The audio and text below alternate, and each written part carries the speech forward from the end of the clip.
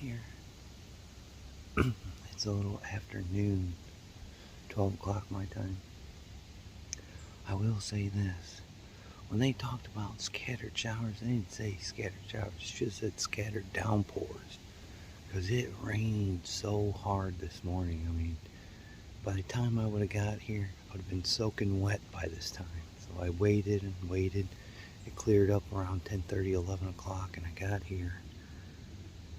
I'm going to tell you, I'm looking at the ground. A lot of leaves have been falling. I got another couple of down trees over here.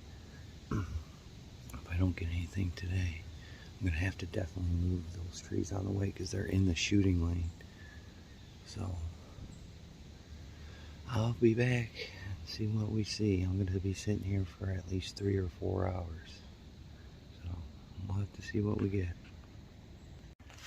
So I left the tree stand. I'm on public land now. You see, I'm looking down this trail here. I don't know if something's gonna come through here.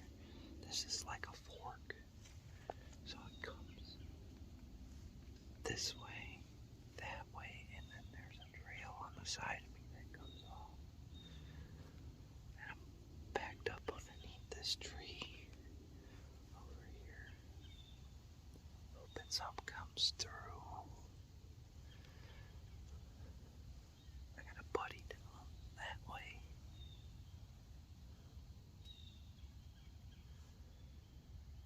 I hear a lot of squirrels chattering.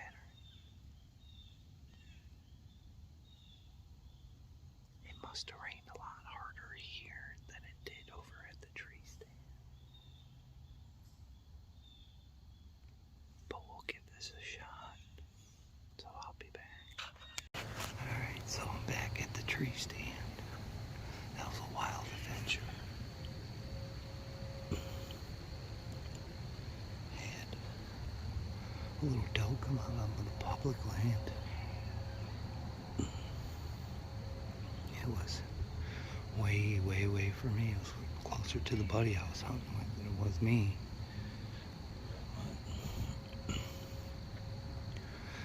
It's starting to rain a little bit. Squirrels are kind of quiet right now. Got about half hour of time left. But again, when you're back here, oh, there's a squirrel. What's he barking at? Hold on. Alright. Oh, there goes some deer right there. That's what they're barking at. There's a deer that just came out off the field right there on the left-hand side.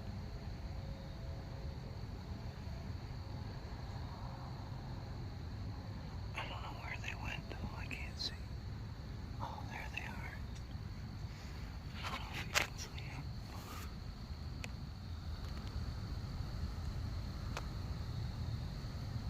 Out of focus.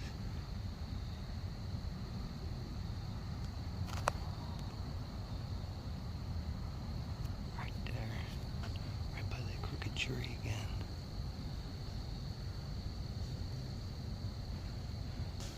There's like 3 or 4 out there. You can't really see them, but they're there. So I'm gonna wait real quick and see where they go.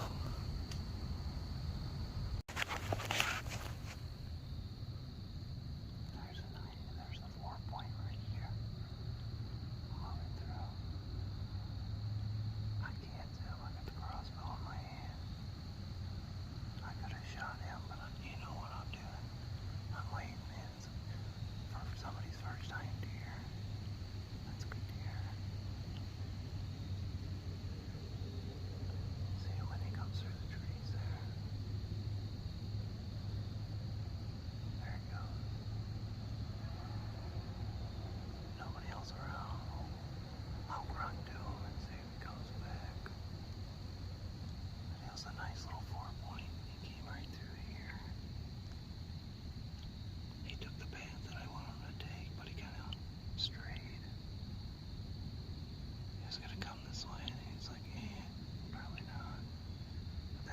4-point buck right there.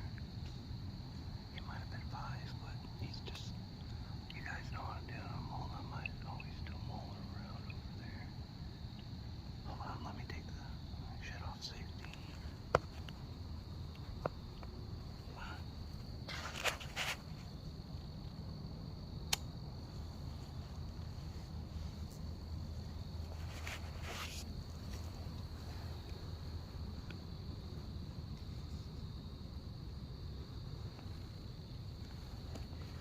You know what I'm doing? I'm waiting for the big guy, man.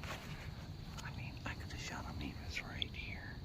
I could have shot him. He was broadside. That was a perfect breadbasket shot. I'm not gonna shoot him. We ain't that desperate yet, folks. So, let me get my glove off. There you go. So he walked this way, came down around, went over that hill. Once they go over that hill, I don't know where they go. But he came off that trail down here, mulling around looking for does. So, he's probably still mulling around because there's some does that came out here. That might have been why they ran, because he was over here. Here. Oh man, I hear a coyote. Or it might be a dog. He was a good looking deer, but my style right now. Would that ever happen again? Probably not. I mean, it is the rut. We're getting to the rut now. He's looking for does. He had his nose to the ground the whole time. So that was pretty cool. I don't know if you guys saw him. I had the crossbow in my hands, like right here. You know, the furthest thing from my mind is the phone. Oh, there's another deer back there.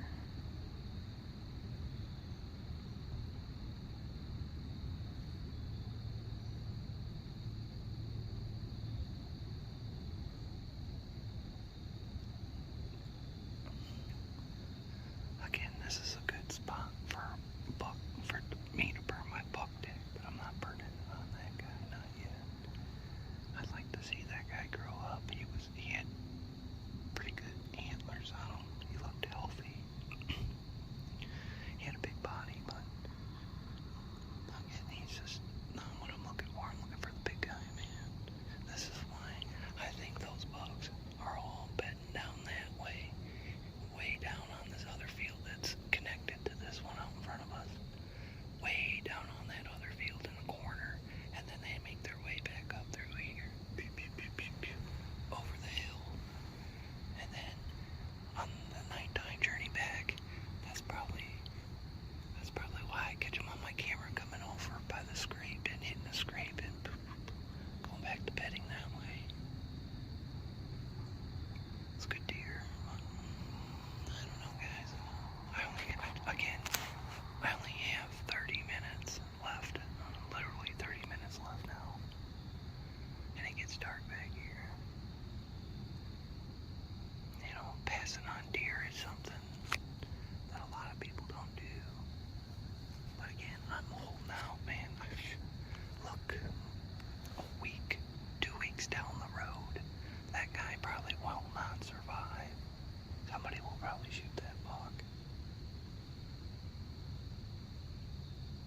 I got deer back out here in the field. They just leaked out to the left. They didn't come all the way down the trail. I knew there was deer back in there, but they leaked back out. I can hear them crunching leaves. Acorns are falling.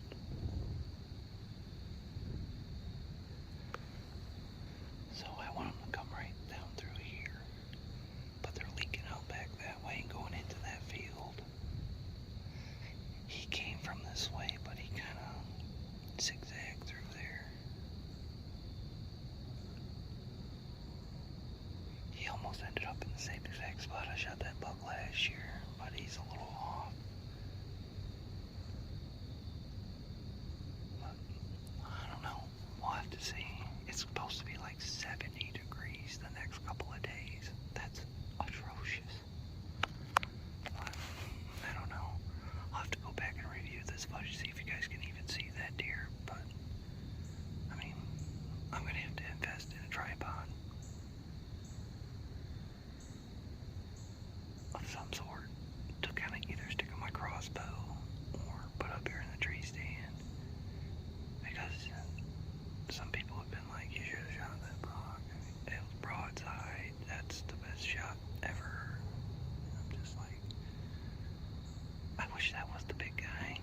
first I thought he was. When I see him pulling over there, see, I got this big oak tree there. So when they go this way, I can't see them because then they get lost in the brush. But when they get down over here, I seen a big body and I was like, that's not a doe. And then he came back through here. And as soon as he crept into this little gap here, I seen who he was. I think I got him on camera. If you can think of a name for him, put a name down in the comments. But I think that's going to be all for today. We're getting close to legal shooting, or end of shooting light, legal shooting light. And I don't want to spook that guy out of here. You know, because there's a lot of deer mulling around right now. So, there you go. Oh man, this is a hard video to make. So I drove from one end of the county to the other end today. Very expensive day for some good information, I guess. And yesterday, me, Cindy, and Sean, the researcher dad, were, you know, talking about the weather, devising a plan, because we've never hunted public land for deer. We've done it for squirrel, rabbit, you know, coyote, so on and so forth. Because usually for public land, everybody's invited. And sometimes the hunters outnumber the deer in this certain spot. So I'm like, let's give it a shot, you know. So he does a job outside. So when it rains, you know, there's no work. So we were looking at that stuff last night, and you know, if I was a weatherman, and I could be wrong 60% of the time, I'm just in the wrong gig, I think. Because they were totally off. They were totally off today for the weather. You know, brief shower, oh, light rain, so on and so forth. I'm like, all right, I can hunt in that. I just got over a cold not too long ago, and I'm like, I don't want to get sick again.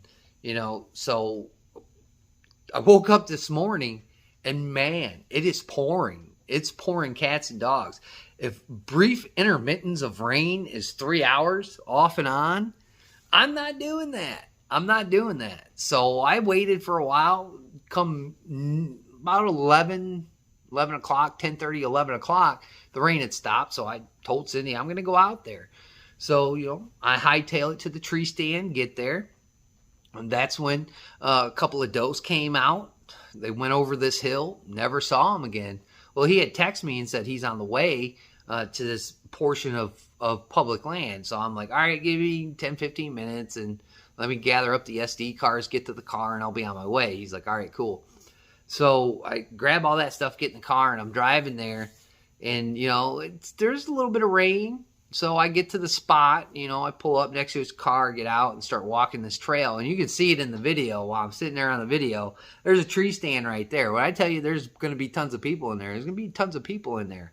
So, you know, this spot that I was sitting at, it comes to a T. So there's a trail that comes off and hits the main trail. The main trail is like a half circle. So it goes all the way around this big portion of land. And then the other side is the main trail as well. And then it leaks out. Both of these trails leak out on either side to the road. So he's way further down the trail at times. So I'm waiting there. You know, I text him, tell him where I'm at. He's like, I'm way down this portion of the main trail. So I'm like, all right, cool.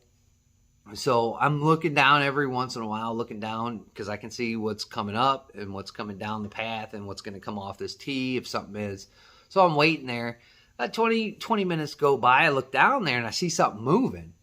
And I shoot him a text. I'm like, hey, man, there's something moving down there. It's probably a deer. So I'm waiting, you know, and I kind of get up and I walk over to the other side of the trail. And this other trail is real thick with brush. So I'm walking through that, you know, just trying to be as quiet as I can and as close as I can get. Because if he doesn't see this deer and it starts walking down the trail, I can just set up and wait for it to come. So I get to this another T section. Of course, there's another tree stand. There's a tree stand every 40 or 50 yards on this trail. That should tell you that there's a lot of people that know what's going on there. So I walk down and I sit just like I did in the first spot. And, you know, I'm looking down there and I shoot him another text. I'm like, you're either roaming around over there in a circle, or there's a deer over there. Doesn't say anything. So I'm like, oh, he's probably on that deer. So I'm checking on it every once in a while, looking at it, seeing it come in and out, in and out. And so finally, 20 more minutes later, I look down there and I see something really big walking around there. I'm like, that's either a pretty big deer or he's out of the tree stand and the gig is up. So I kind of get up, look down the scope of the crossbow, and I'm trying to squint look, and I'm like, oh, yeah. Walk down there, and that's him. He told me a little yearling has come out. That's what it was. The problem with this trail on either side is both of them butt up to public and private land. So we're on the public land, and on the other side of this fence is private land. So this deer had come out of the private land, molded around in public, and went back into the private section. So we were like, well, we can cut through the woods in this trail, and hopefully we can find the spot that we squirrel hunted the previous year. It's somewhere in here. It's a really good spot. A lot of sign of deer that walk through these trails right here. So we finally find the spot, man. It's a big grassy, high, tall grass spot with a lot of cover, and it's just a huge bedding area. And I'm like, man, and there's no tree stands around this area, and I'm like, this is a great area. I'm like, we pinpoint this thing on the map. So we walk a little bit around this area, and there's trails. It's fresh too. It's fresh kicked up dirt. I mean, you can really tell that there's a lot of traffic through here, through these spots. So we walk back out to the main trail on the other side, and that's when tree stands start popping up everywhere. And we're talking like, if we shoot a deer way back in here, we got to bring the cart, because you can't drive a car down through here. Like we can't drag a deer out of here. When you get into public land, you're 15, 20 miles into that public land, you shoot a deer, you're going to have to track that deer and then drag all the way back to the truck.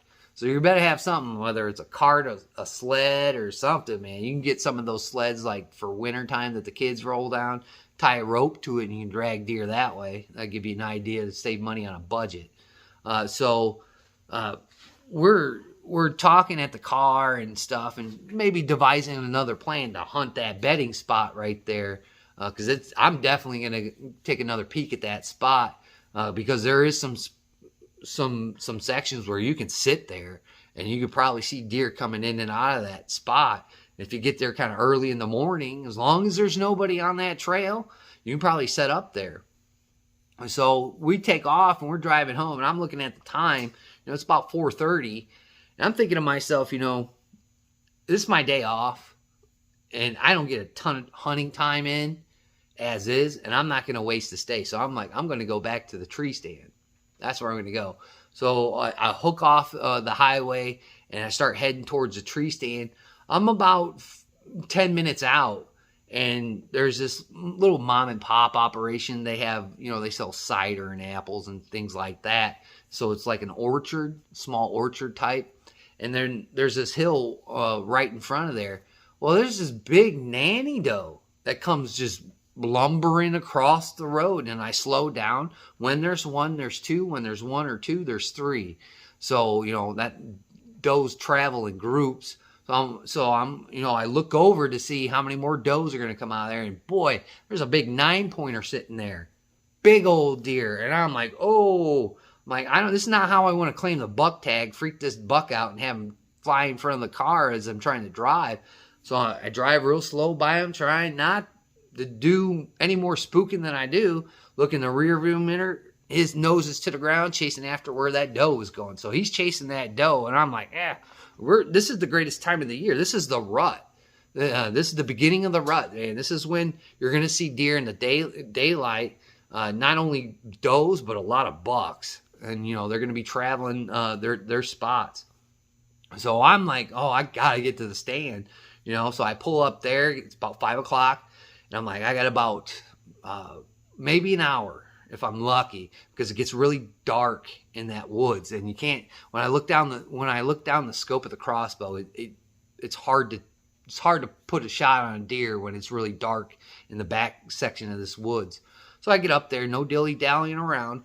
Get up there, pull the crossbow up, That's when you see the video of those does popping out of there. And, you know, again, unlike public land, when there's squirrels by the tree stand there and they start squawking and they're up in the trees, or I see them scramble to the trees, that means something's coming through there. So something is on the ground. It's moving towards this way, and I just have to be ready for it. Because when these deer pop out, if they're clever enough, they look up there. I'm going to be right there, you know, if they don't smell me first. And it's a south wind, so it's coming from my backside, dragging out towards that field there. And again, you know, I see these does come out. They're dilly-dallying around there, and I'm going to have to invest in something to hold the camera up. Because as soon as those does came out there and they kind of peeled off to where I couldn't see them again, I heard something back off to my left. And, of course, I have that big oak tree there.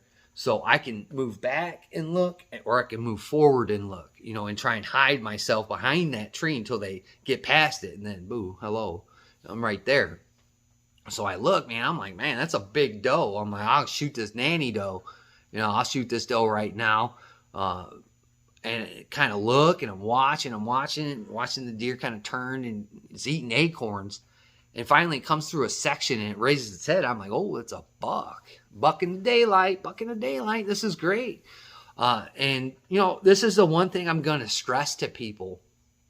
You know, there's people, if you would have seen the shot that I had on this little 4-pointer, 5-pointer, whatever he was, people, I'd take that shot all day. I'll take that shot all day. Sometimes you got to take what you can get, especially the very, very small parcels of land that I'm hunting. Sometimes you got to take what's given to you. But, you know, during the early stages of me hunting, you know, I've been taught a lot by my brother-in-law. You know, he plays devil's advocate once in a while on me. That's how that guy came about. And, you know, we were sitting there the second time we were hunting for him. And, you know, at first, you know, he'll tell you, you know, you got to let them grow. Everybody tell you that. You got to let them grow, and they grow up to be some magnificent specimen like the big guy. And that's what ran through my mind. But again, he'll tell you you don't want to eat tag stew. So you got to make a decision. And you got to make it quick, because the deer's not going to stand there all day for you to make this decision. So right before you seen that video, that deer had walked at least 15 yards, if not less, in front of the stand. Went broadside, fully broadside, looked out to that field. At that point, I would have shot that deer. You know, I could have shot that deer. You know, but I was looking through the scope. He turned back around, kind of glanced up there, shook his head a little bit. You know, that's when you can tell he's a young deer.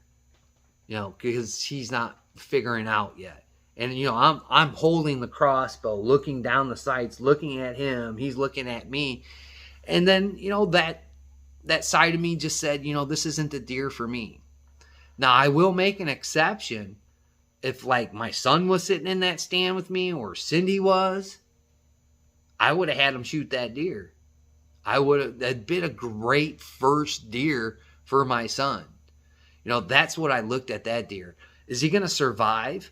Not if there's some youngster sitting in a blind with his papa or his dad, you know, and he didn't shoot a deer last year. This is his first deer, or he only shot one doe, or, you know, he never filled his buck tag and he shot a bunch of does, and this was his very first buck. Or this is a person that I took hunting that was their first buck in the daylight type of scenario. Great deer for them to take. Not for me, though.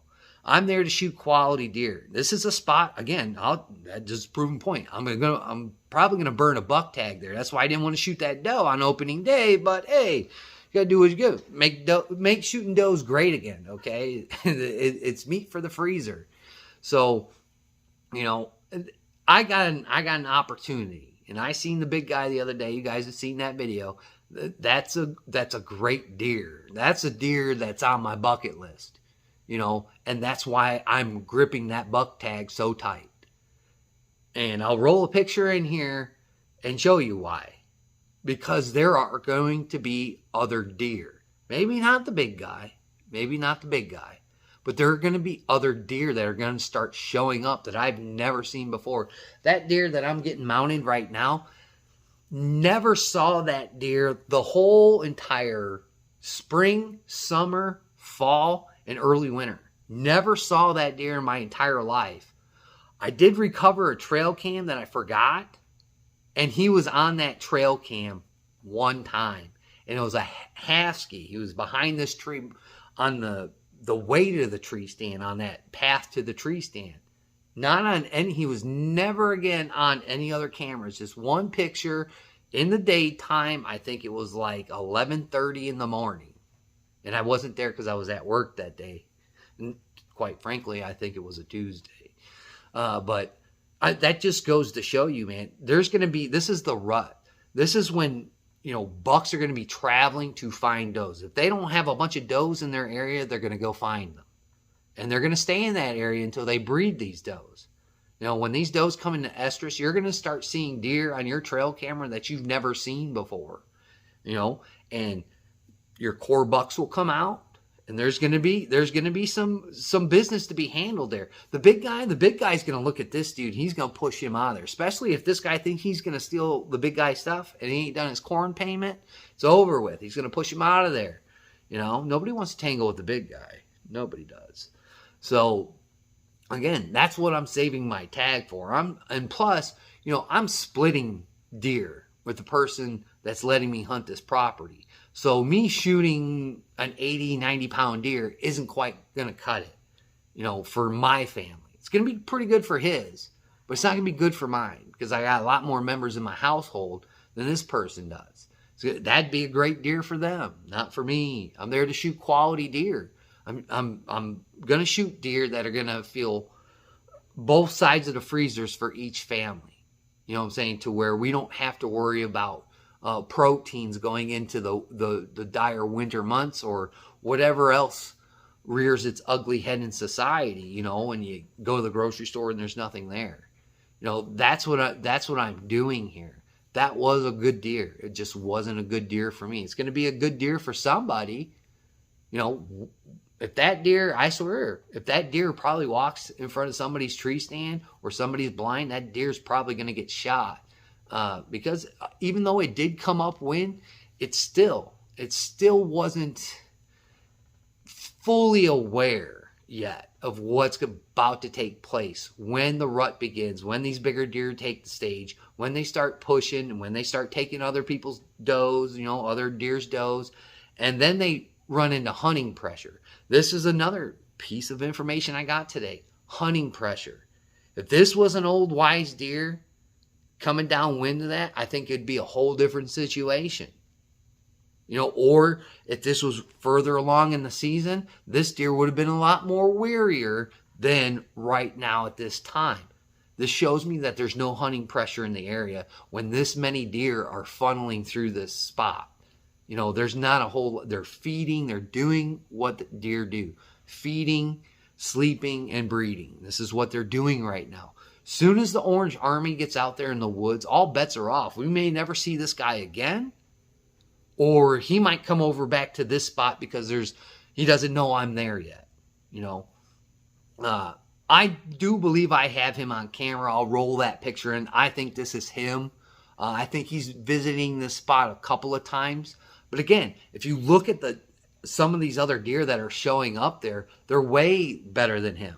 They're bigger. Not necessarily his antlers, but the structure of the deers that are coming in there now are bigger than what he is. And I'm not spending a buck tag. Am I going to be like this come December, December 18th?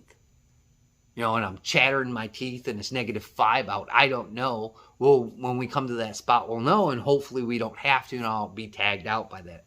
But it was very good to see a deer today in the crummy weather, but it was also awesome to see bucks moving in daylight. Even though there were small bucks and a big buck, they're still moving out there, folks. You just got to be in your tree stand. Weather is your choice. Me, I don't like to hunt in really harsh conditions. I don't think the deer move as much. I think they're more cautious when it's pouring down rain and not even you can hear what's going on in the woods. I highly doubt the deer are going to be wanting to move because they can't hear. They're losing a sense that they have, which is their hearing. And they're not going to move as often. And if they do move, they're just going to move in that area where it's close to bedding or it's really close to food where they can go feed and then go back and lay down and wait for the rain to subside. And that's what I did today. And I saw a lot more deer, when it stopped raining than I did when it rained. So that theory is kind of showing truth there. So it was a great experience today. It was a long day of driving, but I did see some really cool deer. Just going to have to wait. Again, this is a spot, I'm telling you, I'm going to burn a buck tag there, but it's going to be on a quality buck. It's not going to be on one of these little guys that are coming through here. We got a long way to go right now, and I'm going to be patient. I was patient last year, shot that deer. Got to be patient again this year. Hopefully the cards all align, and we'll be in a good spot come the end of deer season. I'd like to thank my old and my new subscribers and just the people that zip through. I greatly appreciate it. Please like, comment, share, and subscribe. Do that for all my videos. And like always, we'll catch you on the next one.